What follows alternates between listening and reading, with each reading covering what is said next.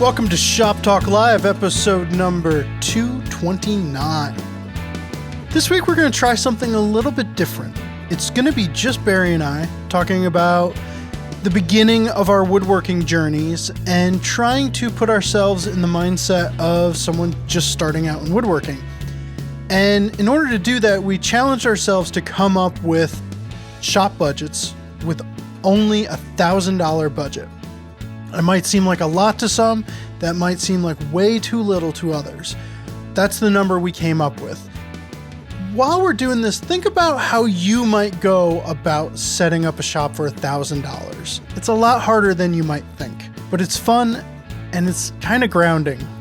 Head on over to the show notes at shoptalklive.com where we will have our full budgets broken down in spreadsheet forms. And also, it would be great if you could submit your $1,000 budgets.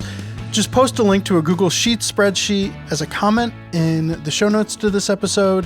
They might get flagged as spam, but I'll go through and make sure that they all get approved after the fact.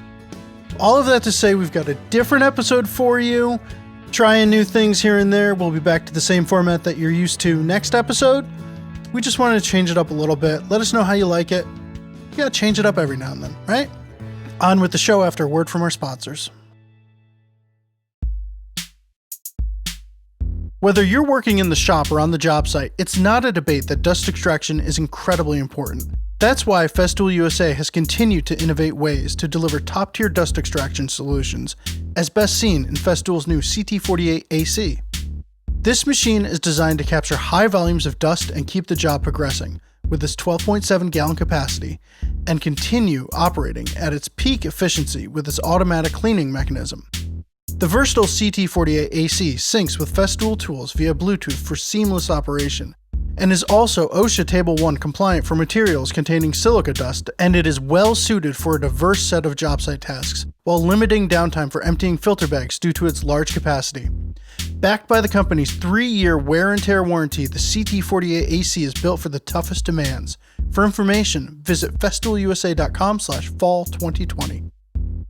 If you've been waiting to become a subscriber to Fine Woodworking, now's the time. Follow us on social and be sure to visit finewoodworking.com frequently, and we will have some pretty incredible sales coming your way this holiday season. So I figured I'd take this episode into the shop to be germane.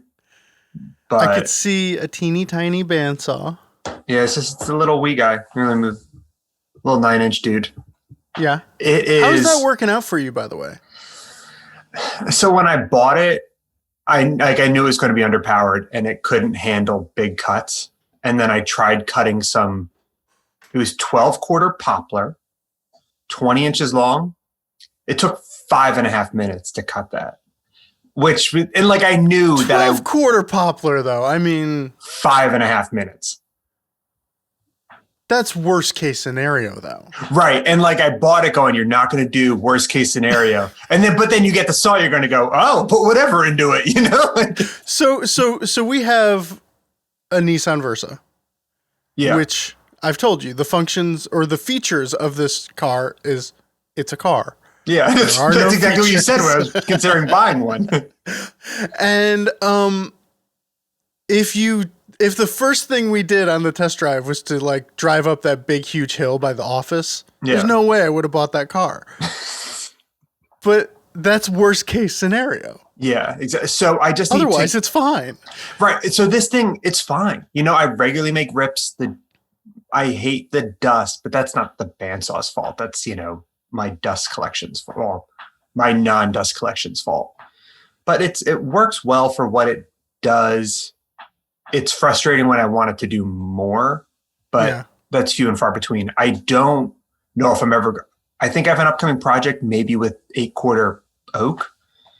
And I'm kind of curious how that's going to work out. Because 5.5 minutes at a saw is 3 years. And you're not just making I wasn't just making one long cut. I was ripping parts to size-ish.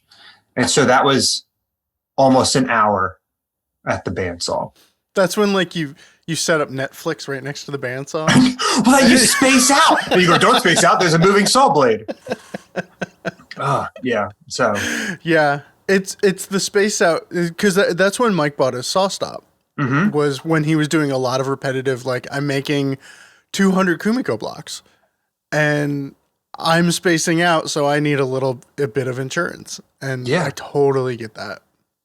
Yeah, because this thing's underpowered, but it will still take my thumb. Like it's not.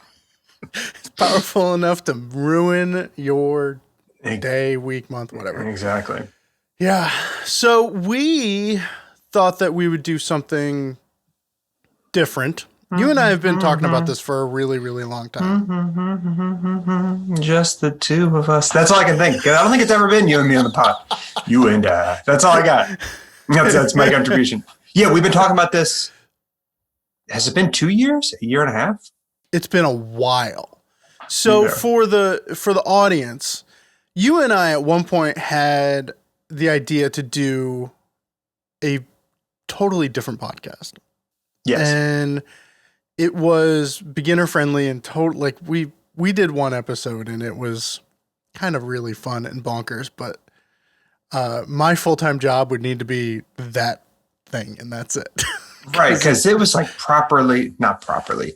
You put a lot of work into it, and it was pretty like really produced. Yeah, like it wasn't just running audio. There were like cuts and splices and transitions, and I think a song. I think you made a song. So I did make a song, but we quickly realized that we don't have time for that, and. The problem is we kind of shelved a whole bunch of really great ideas in the process. So when we were trying to get an episode together for this week, and there's a lot going on, all of a sudden it was, what if Barry and I do our $1,000 shop episode? Which is cool. And it's cool. It was a fun little exercise. Honestly, for the listeners out there, that didn't turn it off right now because they're like, $1,000 shop. I have a $40,000 shop. This is a fun exercise to sit there and try and think, if you had $1,000, how would you budget that shop, or how would you budget that money to get going in woodworking? And let's be honest, woodworking is not only difficult, it's expensive. So that's 2 strikes. I was thinking about different hobbies. My wife is a weaver. She's a production weaver. So she's going full bore. And she's probably got maybe $4,000 worth of equipment. That's it. And that's her living though, and she teaches classes and the price of entry is for a little loom, a couple $100 and you can get going. Yeah. I've been, much to Barry's chagrin, I keep harassing him about stuff. I've been getting into hiking and like the gear that you buy with that, while it is expensive, it is not woodworking expensive. It's not a table saw, it's. So I'm with you, and it's not like it's done with the tools. Like, and then you got to wood, and we kind of gave ourselves an out. We're like, don't include sandpaper. That's a consumable. So lowering the barrier to entry, I think, is important, but I wouldn't call my list like a DIY woodworking list, It's not, or like it's not a DIY shop. Like I have hand tools on here and sharpening stones. So I think it's more in line with what readers expect from the magazine, or like how you and I work. That's also how I geared it, It's not just like, I don't have a doweling jig on here. I do have a pocket hole jig, but it's not. You gotta have a pocket hole jig. I had to delete some other stuff. Like I pared down one thing. Like, gotta get room for the pocket hole jig. Well, it was that or really long clamps, and I don't want to dive into it too early. Yeah. It's, for me, I don't think this is representative of the equipment that I would have had a year into my woodworking journey. Okay. So, I don't think I'm making with this list. You might have me beat then, because with this list, I don't think I am making. I'm not giving Tim Coleman a run for his money. Tim and I could trade That current said- shops. That said, with a $100,000 list, I'm not giving Tim Coleman I know. for his money. So Maybe if I hire Tim Coleman.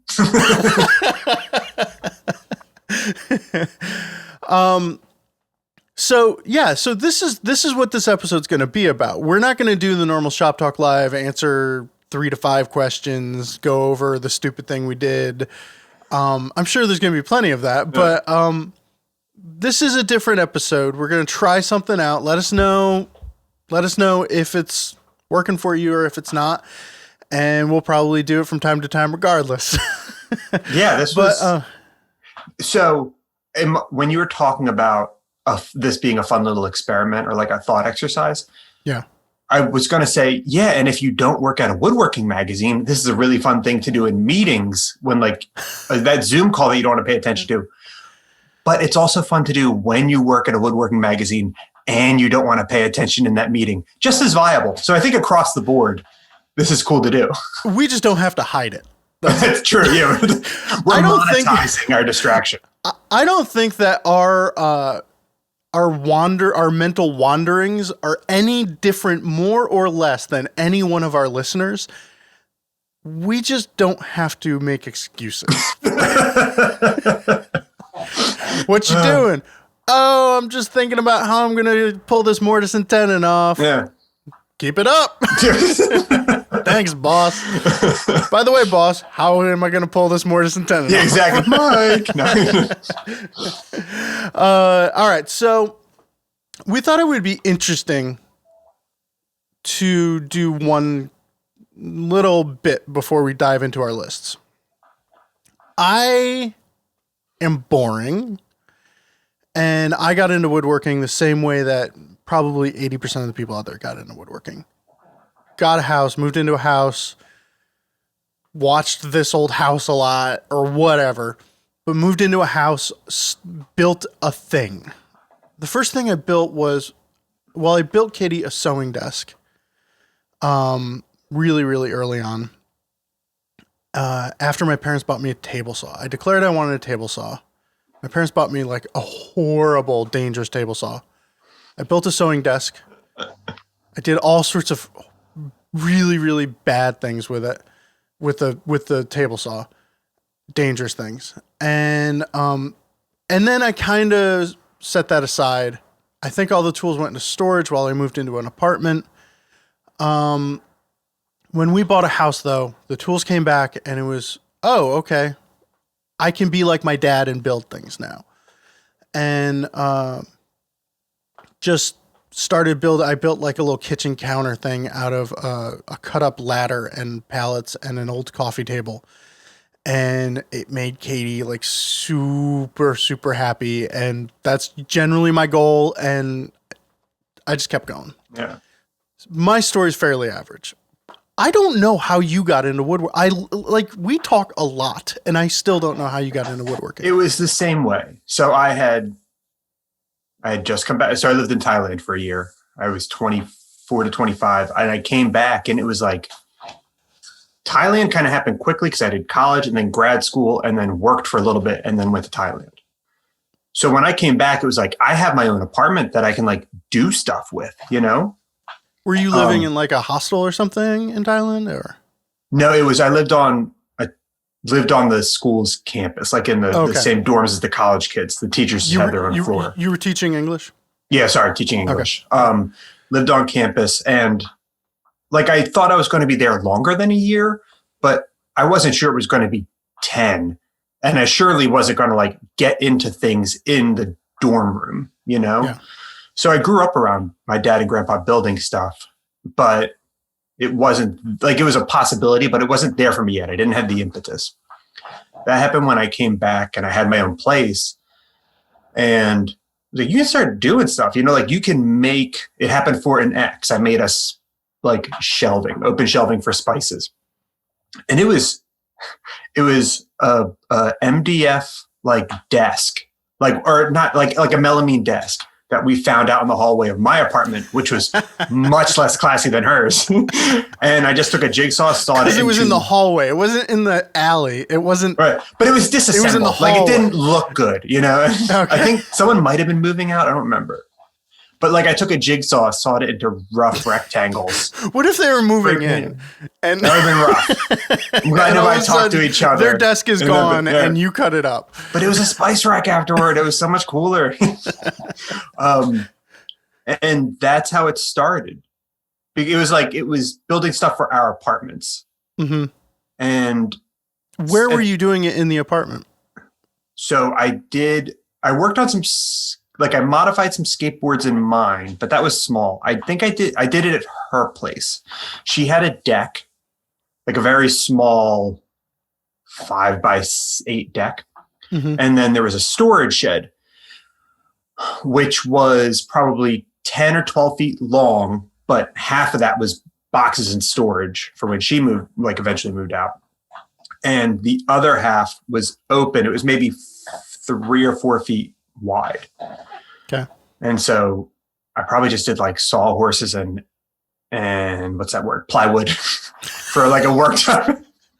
I don't remember exactly how I did that, but that's how it started. And eventually we moved in together. That half of a storage shed became my shop, and the spillover into the deck. And I just make it. Like, I made a desk. I made a rack for drawers for these plastic bins where like the skeleton, like the carcass, I guess, fell apart. But at some point I and that was all chop saw and pocket screws. At some point I started to take a parallel track or hard left into hand tool stuff. And it had to have been Chris Schwartz, I think.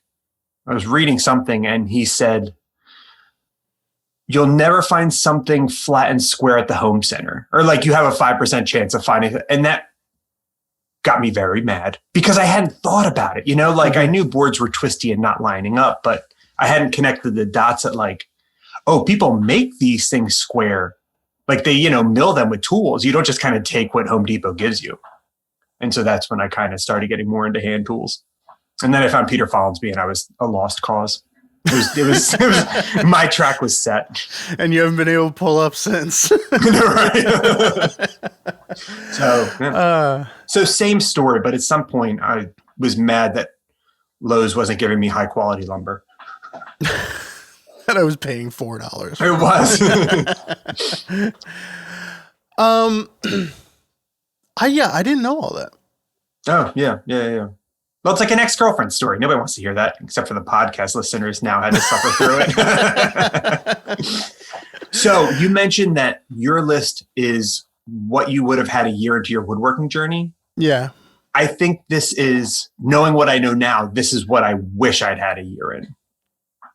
I just looked at my list it's like on your screen you're pointing at my list and I was like, yeah, there's a lot of knowing what I know now in anything like this. But maybe it's not going to help anyone because people can tell you things countless times and you're not going to listen or learn them until you're ready to listen or learn them. For example, I am remembering right now, if they ever make a movie of my life, which would be very, very boring and bad, there will be a point where I realize that nothing is square in my shop. Or I have no true reference for square in my shop. And the camera will be spinning around and motion blur and everything will be happening because all of a sudden Ben realizes he has no frame of reference for 90 degrees that he can trust. And I just freaked out. This was I can't woodwork until I get this square. If I don't get a Starrett, I can't woodwork.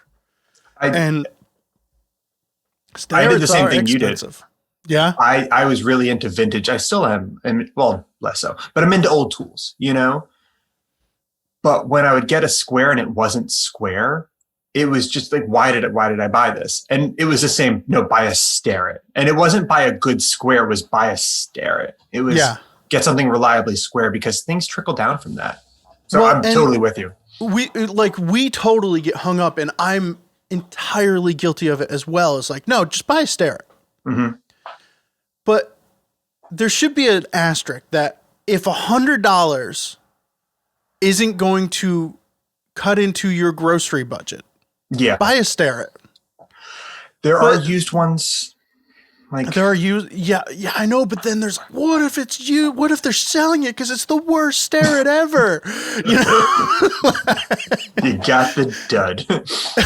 Like this was, and you know me, I'm meticulous about certain things, and that was like my chosen point right there. Was like, I want 90 degrees. Like that's, and I'm freaking out about it, but we constantly say, buy a Starrett or buy a blue spruce or whatever. It's important. It is important. And they are nice. They're the best. And I love my Starrett. Yeah. But it can be done without having a Starrett. And I think I would get it in my head that the $100 square was the only thing I could do. And I can't afford $100. I mean, for a long time, for a significant part of my woodworking, the only way I bought tools was by selling woodworking things, or selling musical instruments. And I was, in the middle of this transition, this life transition. So I have a microphone preamp that's $2,000. And it's like, how many tools can I buy for that? Boom.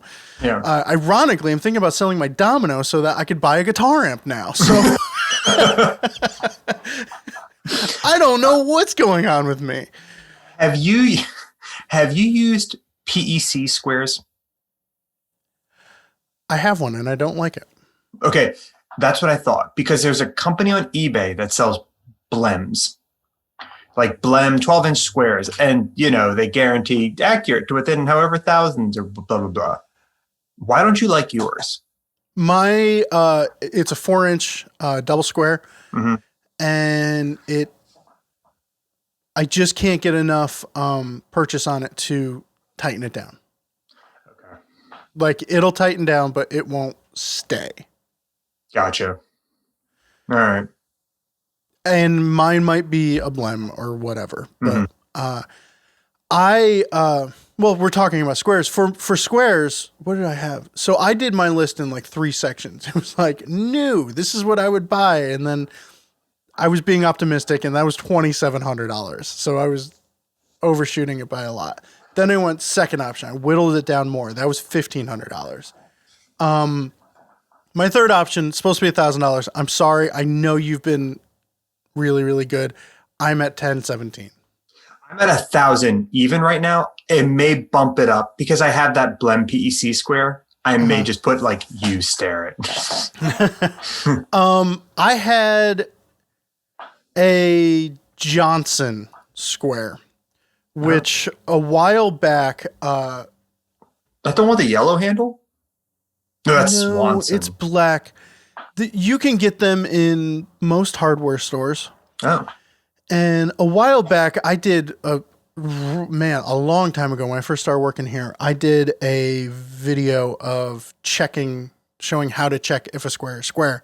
And one of them was a Johnson. And it was a pretty solid square. It was true.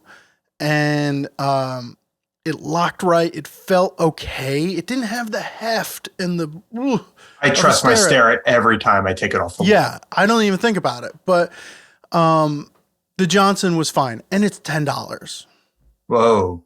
Yeah. So like I tested a Harbor Freight one, which was a little bit cheaper. And the difference between the Johnson and the Harbor Freight was significant. So not to emphasize stare it too much, because Stare it. every Stare time. it. So you know how when you have a kid Stare at it. the playground and you're talking to other grown-ups, but like you're constantly looking over to make sure your kid's okay? Every time we say stare it, I look at mine up on my tool wall, which is right on the other side of my computer, and it's like, are you okay? Like that's how much it means to me. I'm watching it like my kid at the playground, not a kid, my kid. I've got something in between my stare it and the camera because I don't want you to see it.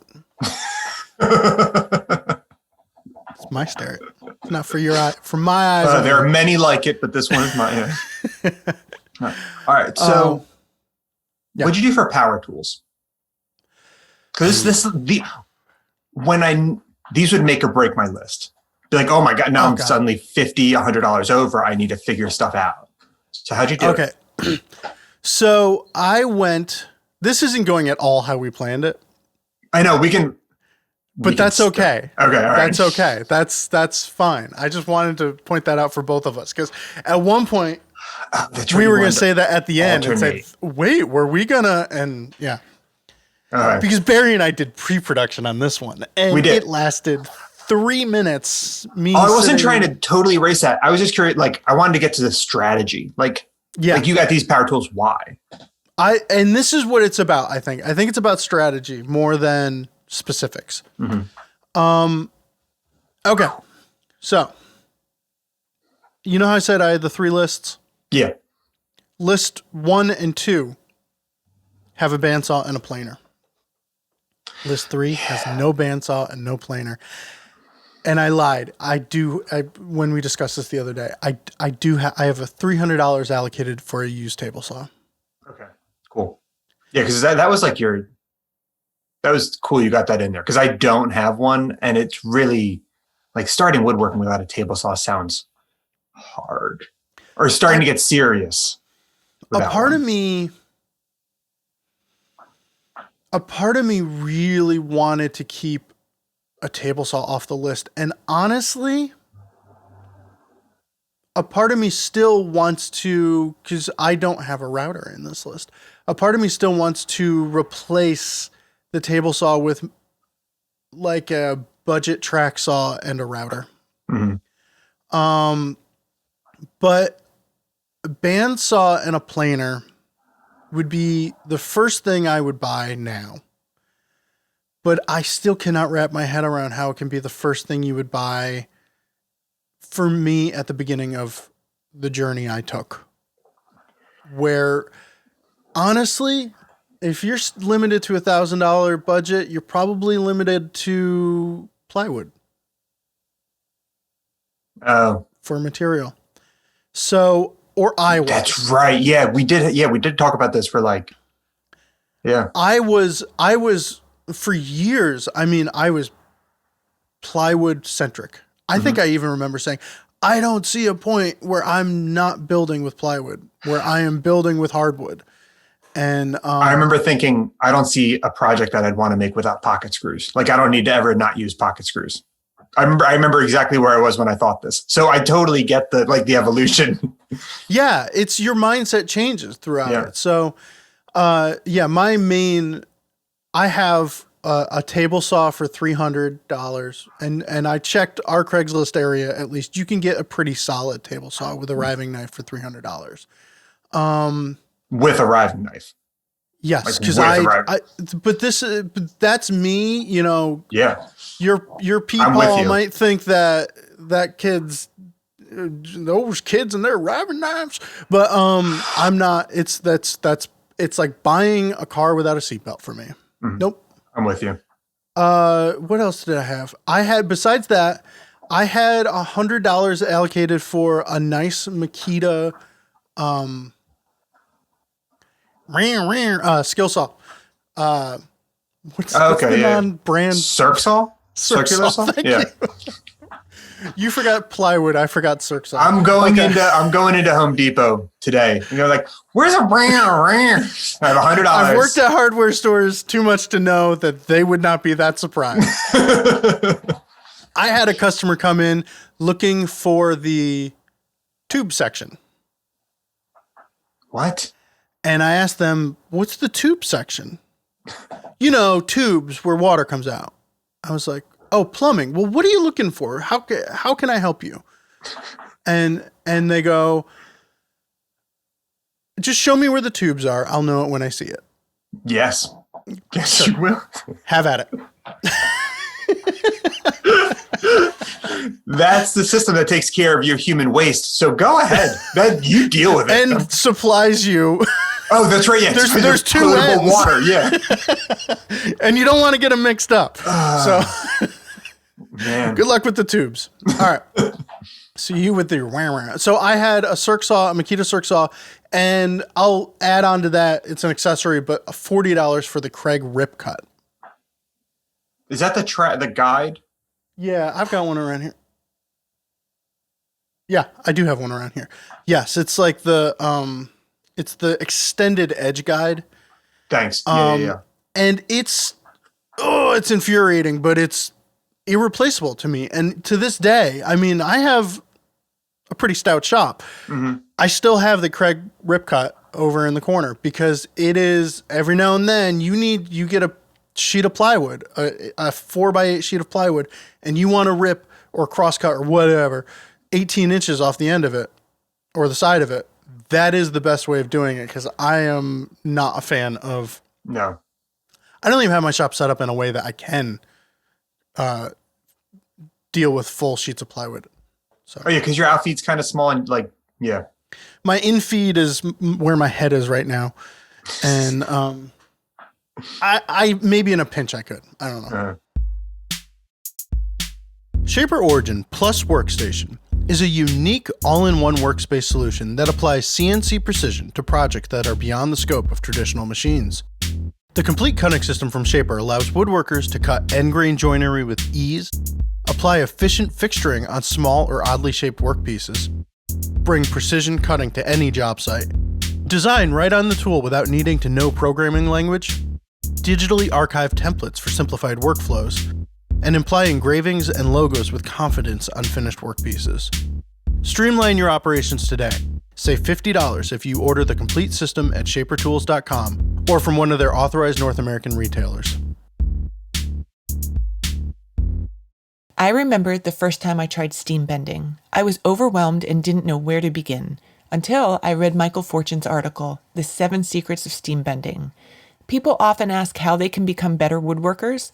I tell them to join Fine Woodworking Unlimited and learn from the experts. With a membership, you can learn at your own pace and discover inspirational techniques and projects in the comfort of your home. What are your machines? So I got a 9-inch benchtop bandsaw. There's one, if you want new, there's one from Grizzly. This one I got for $95. And that was without the stand that was supposed to come with it. And I did have to replace the tires and maybe something else. Maybe the drive pulley. Mm-hmm. But that's it, So it was cheap and and I had to make a fence because the other fence was just terrible, but incredibly useful, I don't want to go to working without it. Yeah. And I did get a router. I got a mid-size router with 2 bases because get the plunge base, being able to mortise with it is fantastic because I don't have a drill press on here. And I also don't like mortising with a drill press, that whole drill a chop thing. I've done it like twice and I do not enjoy it. A lot of that probably has to do with the fact that I had no concept of sharp chisels at the time. That's it. So unless you're doing a huge mortise, I think your chisels need to be screaming sharp in order for that to work well. So anyway, router with plunge base and the fixed base. I think those are my only 2 power tools. And where it kind of falls down is making square cuts on the end, which you get with your table saw, which is marvelous, like on the end of a board. I do have a hand. Cross cutting. Yeah. And I do have that with my hand saw. I do have a hand saw, but when you're starting out, you probably don't have a great chop saw, which is my kind of justification because I never got a good cross cut off of my crap chop saw. So I went to I don't shop at pawn stores anymore, but I, at the time, was a frequenter. Mhm. And I think I got a $25 chop saw, and I still have it. And there's a reason why it stays in the garage and not in my shop, because it's really only good for cutting 2x4s if I'm building a chicken coop. Yeah. And that's kind of where I came down on the chop saw, because in the beginning, that was essential to me, a chop saw. But thinking back, like the quality just wasn't good, Not for furniture grade Right. things. Right. And I'm not sure if using a handsaw is going to be any better, but I'm not sure it's going to be any worse. At least you develop handsaw skills. so that was kind of... I guess the good thing is at first it might not be better, but it's going to improve. Yeah. And the $20 chop saw is not. Yeah. Yeah, exactly. Yeah. Exactly. Yeah. Okay, so what did you have to cut that you maybe otherwise wouldn't? Like I had a full set of chisels and I had to make room in the budget. I'm like, nope, you're getting a 1/4 inch and maybe an inch or 3/4. And you're buying them off of eBay. So to get down to $1,000, I had to, like hand tools, I still have the Stanley 4-piece Sweetheart set. Okay, yeah. And that, I could easily mix that out with a Nerix set, or there are definitely other chisels out there that could fill that gap. Mm-hmm. I still have the Stanley Sweethearts, and I really like them. So there was no reason to go elsewhere. I have a Veritas small crosscut saw. Okay. Because I think a back saw is just absolutely necessary. Yeah. The thing that I was shocked that I cut out of the budget was a marking gauge. So what's your workaround? Just using a pencil or? Using a chisel. Like the only thing that I could be like, God, you got to have a marking gauge for is dovetails. And using a chisel and the workpiece as a spacer, you can easily get around having a marking gauge for that. There are ways around not having a marking gauge. Oh yeah, for sure. I don't see a way around not having a good chisel, So then maybe I cheated because I have marking gauges on my list, but then I put $0, make your own. Is that cheating? I don't know. No, because I have a make your own bandsaw. So just Denise on the other side turning the wheels, He got that thing. Do you have what any did you I'm sorry. Yeah. Did you have any plans? I had planes. I'm sorry. Yeah. I had like a used. It's expensive for a used. Mm-hmm. So I a good eBay find. Number 5 Stanley number 5. That's exactly $60. I budgeted $60. Oh, you're really good. I budgeted 40. I'm like, make it work. You could do it. You could certainly do it. Yeah. You may not end up with a Stanley, was my thought. But like my Craftsman is sitting there, and I use that. I did not put a Hawk blade in it, but it works great. So yeah, but I did the same thing. A number 5, a jack plane, just something that you can make work. Yeah. What else did you have for hand tools? I have the number 5. I have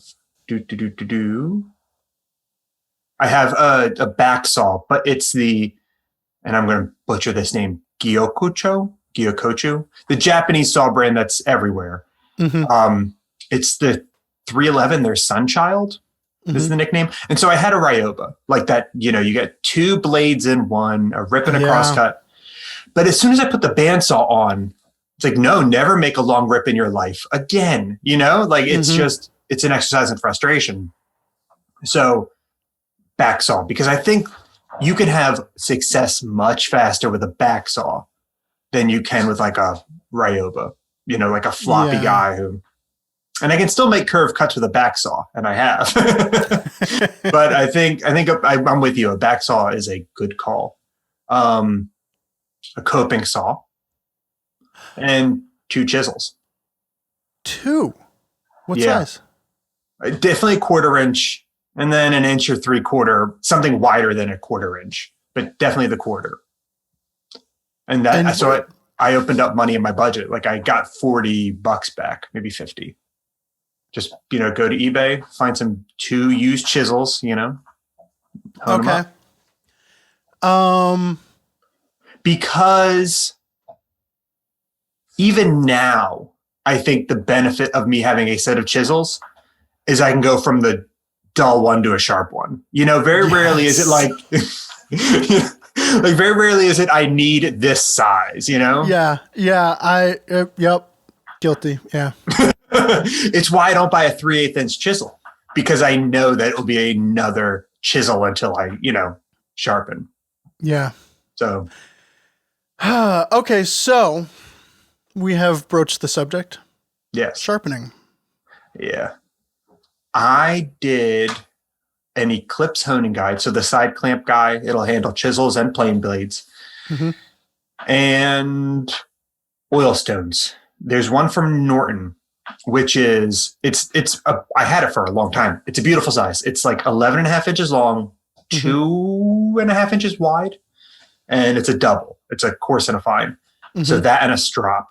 I'm like, you will be fine starting out. You may not be screaming sharp, but you will. So my work kit's kind of like using home center pine, or like using solid wood. You'll be sharp enough for most solid wood, Okay. How about you? I had forgotten about a honing guide.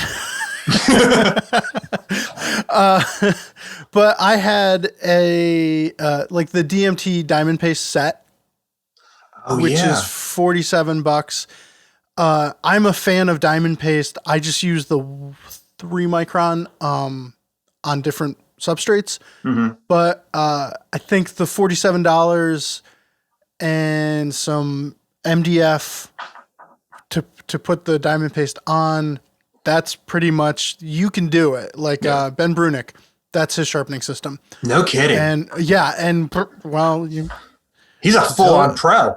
yeah. Until I can out anything Ben Brunick, Yeah. it's gonna have to work for me. It's not gonna be my awesome. excuse. So, and I dedicated $20 for glass and sandpaper for grinding, tasks. Glass? Yeah, float glass or something. Oh, thanks. Yeah. Oh, grinding. Yeah. I gotcha. Because that's one thing. It's like if you're getting used tools, you got to be able to sharpen them. That's smart. I did not budget. Just no way around that. Yeah. Yeah. Let's see what else. How about your bench? Or did you budget for a bench? I did budget for a bench. Mine is, where is it? This is solid audio here. Okay, mine is a solid core door and sawhorses for $50. Yeah. So I did $150 for a full-on Nicholson bench, and because it's a fun project, But my first bench, and not that it was good, but it was like IKEA cabinets, some 2x6s on edge to be like risers, or 2x10s, I forget, and then like a melamine countertop. And it was probably a little slippery in hindsight, but that's easily a place where I think I could knock like $75 or $100 off, because I like your idea. The solid core door and the sawhorse is just, you can knock it down. My first bench was 4 layers of 3/4 inch plywood. Whoa. Glued up, and it wasn't as flat as I wanted it to be. And that was back when I cared about a flat workbench. Now I'd be like, yeah, it's great. But it was that on some like $30 Harbor Freight, the metal sawhorses. Yeah. And they were great. And there's a part of me that wishes I had that bench back because it was so heavy and solid. But it wasn't flat. And now my main bench is a solid core door with a layer of 3/4 inch plywood on top of it. And you bolted it to the wall, right? Yeah, it's like built into the wall of my shop. It's not going anywhere. It doesn't move. It's great. Yeah. I think the key there is to not do like your weekend handyman style built into the wall bench, where you've got like shelves underneath filled with stuff. And if you're going to build it into the bench or into the wall, do like half of a Nicholson, like I did, which is it's legs that come down, but the back is bolted into the wall. Everything's there. A apron, which I go back and forth on. I have a 2x10 or 2x8 apron that is at times too wide, but every now and then it's like, oh, I'm really glad that this is wide enough for holdfasts and edge planing. Are holdfasts on your list? No. Yeah, me neither. I deleted them and I was really bummed about it. Like, you're going to be an old-timey woodworker. You're big on holdfasts. I do love them. But okay, so because I wanted room for clamps, like room in the budget, and this was really hard. Like, what in the world is a starter set of clamps? You know, like here's a shot. Yeah. Like, okay, so in the keeping with the theme of this shop works, you know, you can get when it comes to clamps, like you're not building a table without longer clamps. And that's why I added the pocket screw jig, is like you can do big glue ups with pocket screws. True. But, yeah. I remember looking at, we know and love Mark Spagnuolo. I remember looking at his wall of clamps and thinking that's the goal.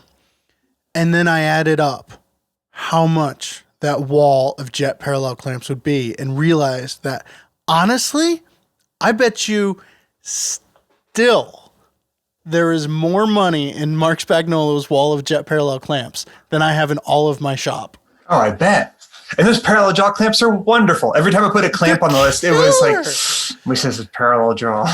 They're so wonderful. I love them. And I've always wanted just a huge supply of parallel clamps. And I thought, good, that's the goal. And then I realized you're looking at $500 to get a decent supply of clamps. Yeah. And honestly, you remember those gray Bessies at the old shop? The little ones, the short ones? Yeah. I have them. Those are marvelous. Well, I forget that I have them. I don't use them. I have two 48-inch Jorgensen parallel jaw clamps that Mike gave me.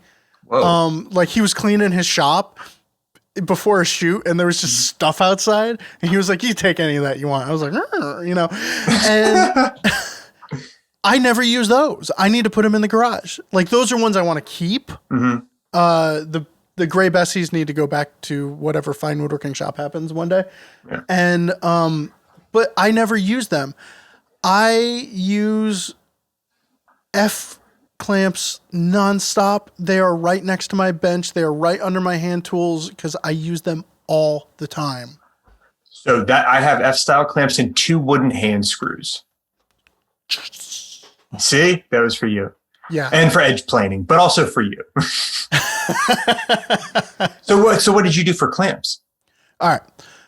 6 12-inch. I'm sorry. It's hard to beat Harbor Freight for clamps. 6 12-inch Harbor Freight clamps for $24. 2 36-inch Harbor Freight bar clamps for $24. 2 Harbor Freight pipe clamps and the pipes that would go with them. That's $54 on my budget. And then I have 2 used wooden hand screws that I refuse to pay more than $10 for a piece. So I think I did 30 just in case people aren't as good at negotiating as you. I know, because I'm a sucker. Those prices are incredible for clamps. So the 12-inch Harbor Freights, I think early on in my journey, I bought probably about 8. I still use them all the time. There's 6 in use on my bench right now. Okay, so I think I may take money out of the bench, and I'm not going to adjust the budget now because are we posting these? Yeah, we're going to post these. I'm not changing the list. Maybe I will, but I'm tempted to take 100 or 75 out of the bench and put it towards clamps because the joke that you can never have too many clamps is like, I love dad jokes. Yeah, no, I cannot with that joke, but having the right number of clamps and having the clamps that you want for the work you're doing, like F-style clamps are not fun for panel glue ups, you know? And in my head, I thought, just make like a board with some wedging action and do like, you know, like you're an 18th century Frenchman. And I've done that. It's cool. You feel awesome, but that can be a hard sell. So but you're right. And I'll put it in the clamp conversation. I've got $40 for a Craig R3 Junior pocket hole jig because, man, you can clamp anything with pocket holes. I even know a guy, I think Mike Powers, turning sawdust into groceries on Instagram. I'm almost positive that he like bought 1 box of pocket hole screws like 10 years ago and just he uses them until the glue's dry and pulls them out. And it's like, it's brilliant. Yeah, man. Yeah. Because there's no reason. Why keep them in there? No. I'm with you. Yeah, I'm totally with you. They're clamps. They're clamps, man. That's why I have that on here. It's the only reason to stay away from pocket hole screws. I'm sorry. Mike's not here. Nobody else is here to give us. They're not going to listen anyways. The only reason to not use pocket holes is pride. I agree. Schwartz uses them on his chairs. On some of his in the chairs. back chair. Yeah, in the back. Yeah. Yeah. And I'm pretty sure they're as clamps until he puts like a second. So it's this end grain kind of glue up, and the pocket screws hold these pieces in place, and then another long grain part goes on top, and that's stronger than the screws, you know, that base glue up. So, but early on, I got it in my head that you can't use metal anything in anything woodworking. It's just you are a hack if you can't run your woodworking through a metal detector at the end of the day or something. I don't know. And the more I do it, the more it's like, that's not what's important. You know what's important to me now that I've gotten that junk out of my system, is making things that my family can use and I like the look of, and doing it in a fashion where I'm having fun doing it and relaxing and focusing on the things that need to be focused on and not spending 400 hours. My next project is likely going to have a lot of pocket holes in it. No kidding. Yeah, you know what, man? Maybe it comes back to that eyeing up that domino and seeing a Fender Deluxe Tone Master in there. Are you going to build an amp? No. Oh, I care less now. Wait, so there's only so much punishment I can take.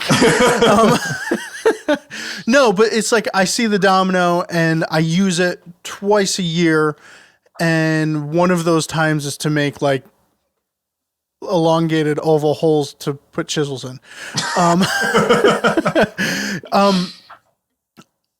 I can easily justify getting rid of that now. Will I? I don't know. I still haven't totally come to terms with it. But pocket holes and mortises are interchangeable to me most of the time. If I need the strength of a mortise and tenon joint, I'm not doing this for production. I can spend some time with a router and a table saw or whatever and do honest to God floating tenons, regular tenons, whatever. I don't need the domino. They're really nice though. But so pocket holes, my next furniture project I'm planning is an Enfield cupboard, but I want to do it like rad. I might do plywood sides. Yeah, that'd be cool. I dig that about the Enfield cupboard because the form is still a sharp form. Like that is I hate this word or it's overused, like timeless. You know, like that shape, the proportions, that's going to look well whether dovetailed or pocket screwed together. It's going to look good. Okay, well, let's talk about this. Okay, the CDX is a stretch. Are you kidding me? Painted furniture? Yeah, that's me. My tool chest is over there and it has all my finishing supplies and there's like a whole wing of it for milk paint and then some acrylic. I am all about painted furniture. Beginners just hate the idea of painted furniture. And I was there too. Yeah. I was there too. I was on the fence about staining things. And I think I've come off the fence about staining things, but now choose to use higher grade wood that I don't have to stain. And maybe that's for financial reasons or whatever. But again, at the end of the day, if your partner doesn't like the thing you made, and I remember Katie, one of the first big things I made were these bookcases that just, they were going to be the greatest bookcases ever. And they weren't. And, but I stained them. Katie wanted to paint them. And I was like, why would you do this to me? Why would you do this to me? I'm making something out of wood. Yeah. And she's like, there's too much wood in the house. We got wood floors. We got wood table. We got wood. Like, can we have like something else? And I was like, no, I'll stain it, but I'm not painting it. And now I should have painted them. And I don't know when I became okay with painting. Staining, I'm on the fence about because I can't do it well. You know, like I'm not Mike Maselli. Paint's kind of much more democratic. It's that desire for wooden things to look like wood. You're right. It's very similar to the pocket screw. So, I'm realizing something about our lists to get back on topic. Gosh, what? Neither one of us wound up with a planer. I know. It bummed me right out. I know, me too. So, like, can we say that a $1,200 list would probably include the planer? Yes. Yeah, because then I think you get really flexible with design. Yeah. You know, and thicknessing wood by hand, you can do it with that number 5 you and I have, but you're going to hate it. Yeah, it's not a fun task. And I think you do it once. Right. Yeah. Just, here's how it's done. Unless you turn into a hand tool guy. Right. But then you're getting like a scrub plane or another jack with a super cambered blade. It's go on. I remember early on thinking, maybe I'll like do everything with hand tools because that'll save money. Mm-hmm. And then I looked at like how much good planes were. And I was like, wait, this joiner plane is $375. Yeah. And I could buy a jointer for that. I definitely would add a planer. I'd probably do better on clamps and a planer for sure.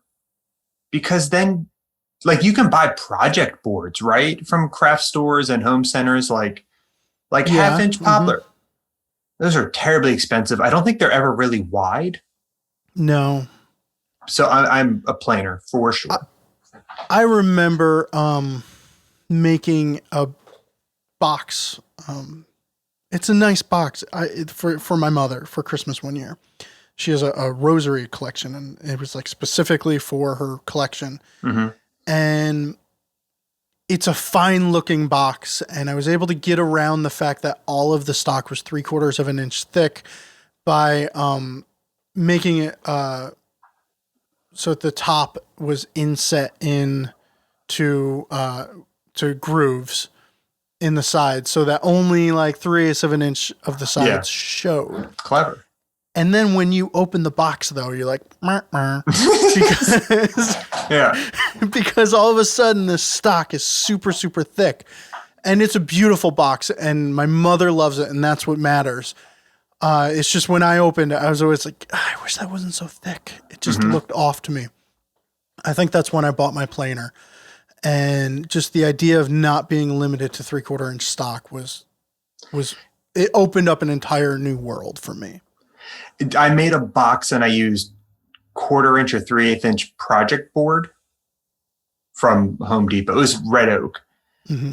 And I don't want to know what I paid for that now. You know, like how expensive, and it was 3.5 inches wide to it. And it was like, wow, that is don't not, do the board foot calculations on that, man. That's right. Cool. Yeah. So there are workarounds, but they're going to get terribly expensive. You can probably buy a planer after 2 projects of using, like those little project boards. Well, we're almost at an hour, and that's a lot longer than I expected this conversation to go. So should we call it? I think we should call it. So let us know if topical conversations like this do it for you.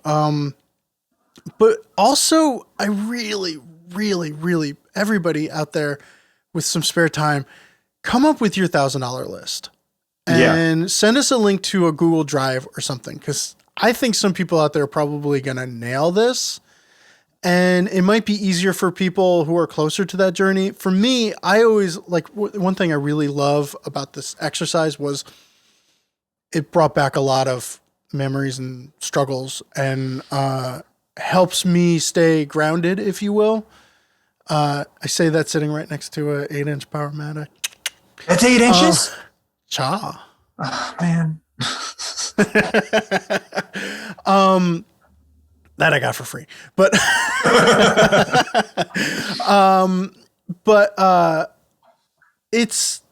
this is the type of thing that we all need to try and keep a finger on. Accessible woodworking. Accessible woodworking. And in the future, I really want to use this one-on-one kind of format, quick and dirty over Zoom thing, to try and talk to more people about figuring out ways of diversifying woodworking and bringing people in who might not have the means to drop thousands and thousands of dollars. Because honestly, we came up with $1,000 list, but I think where I was when I started woodworking, if you told me that I needed to invest $1,000, I would have laughed in your face. But that I worked my way up to that, These are all things that I picked off a little bit at a time. But it's definitely something to keep in mind that woodworking is awesome, but we need to try and be cognizant of others. Yeah, 100% agree. So one thing we didn't mention is group shops. And I want to get somebody in and talk about group shops. If you're somebody who runs a group shop, shoot me an email, bstrano@taunton.com, because I'd like to interview you, hopefully record it too. No pressure. But there's things that we should talk about there. There's a lot of different things. So if anyone's got ideas of different avenues that we should cover, going towards this more beginner friendly, inclusive mindset, please let us know. Cool. I dig it. You got anything else, Barry? No, I keep staring at your joiner, so I'm done. All right, well, that's all for this episode of Shop Talk Live. If you have any questions or comments, I don't have the script open. If you have any questions or comments, please leave them below. If you're watching on YouTube, click that thumbs up button. If you want to ask us a question that we'll answer on a regular episode with somebody more experienced and professional than either of us, send them into shoptalk@taunton.com. Thanks for listening. Have a great day. Later, everyone. Fine Woodworking Magazine has a long history of bringing inspiring content to our readers. You can subscribe by going to finewoodworking.com/sub. I do have a bandsaw, a little 9-inch guy from Grizzly. Hold on, someone's knocking. That's weird. Yeah. One sec. I'm going to stay rolling in case Barry gets killed.